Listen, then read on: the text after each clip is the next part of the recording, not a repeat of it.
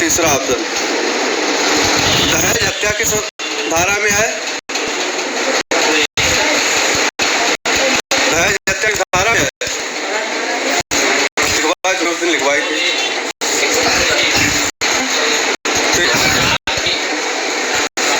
ठीक, अगला देखो 91। भारतीय साक्ष्य अधिनियम में कुल कितनी धाराएं हैं? 167, 4 ऑप्शन। आईपीसी में कितनी धाराएं हैं? अध्याय कितने हैं? सीआरपीसी में कितने अध्याय हैं? और धाराएं कितनी हैं?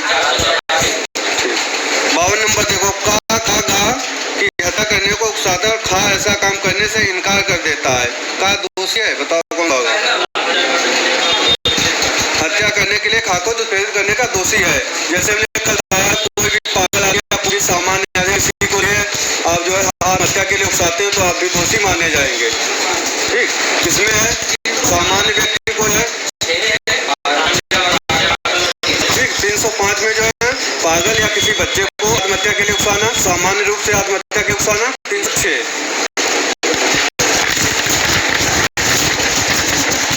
अगला देखो 53। कब्जा स्वामित्व का प्रतिदृष्टया साक्ष्य है, इस सिद्धांत का वर्णन किया गया है।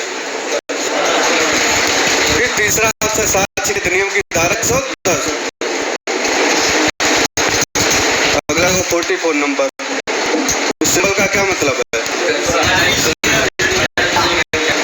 ठीक, दूसरा ऑप्शन है गति सीमा 40 किलोमीटर प्रति घंटा।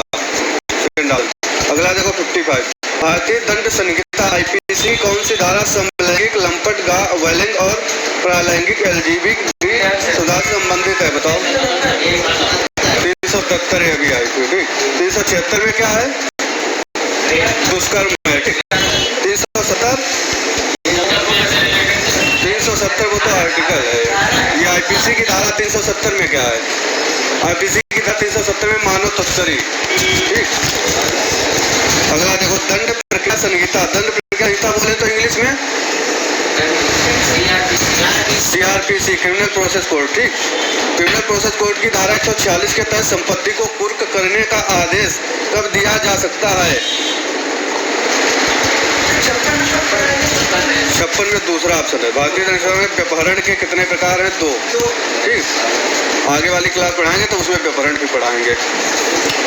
57 नंबर में देखो, 57 में दूसरा है ऑप्शन। 58 नंबर देखो। भारतीय दंड संहिता मतलब आईपीसी की निम्नलिखित धाराओं में कौन सी धारा प्रतिनिधिक दायित्व से संबंधित है? धारा 154। ठीक, 59 नंबर देखो। कौन सा महत्वपूर्ण मानव अधिकार भारत के संविधान के अनुच्छेद 21 द्वारा सुरक्षित है? जीवन और स्वतंत्रता का अधिकार। मानव अधिकार मतलब मानव अधिकार अधिनियम कब का है? मानव अधिकार अधिनियम उसी दिन लिखाया था। मानवाधिकार अधिनियम बोले तो 1993। ठीक, जिसको पता हो, जिसको ना पता होगा तो वहीं पे लिख लिया करो पेपर पे।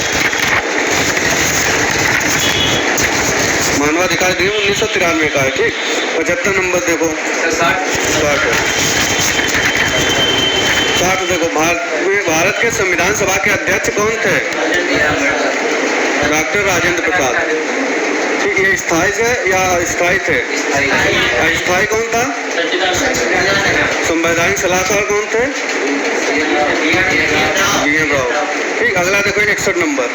बलात्कार के अभियुक्त को भारतीय दंड संहिता की किस धारा के अंतर्गत अभियोजित किया जाता है? धारा 376। 302 में क्या है? 302 में हत्या है। ठीक, 307 हत्या का प्रयास बोले तो गैर इरादतन हत्या। 144 किसी क्षेत्र विशेष में लगाई जाती है। जब वहाँ पे कहीं कर्फ्यू लग रहा हो तो वहाँ पे लगा दी जाती है। इलेक्शन वगैरह चल रहा हो तो वहाँ पे लगा दी जाती है। ठीक, अगला देखो 62 नंबर। नौकरी में समान अवसर का अधिकार संविधान के किस अनुच्छेद में प्रस्तावित किया गया है?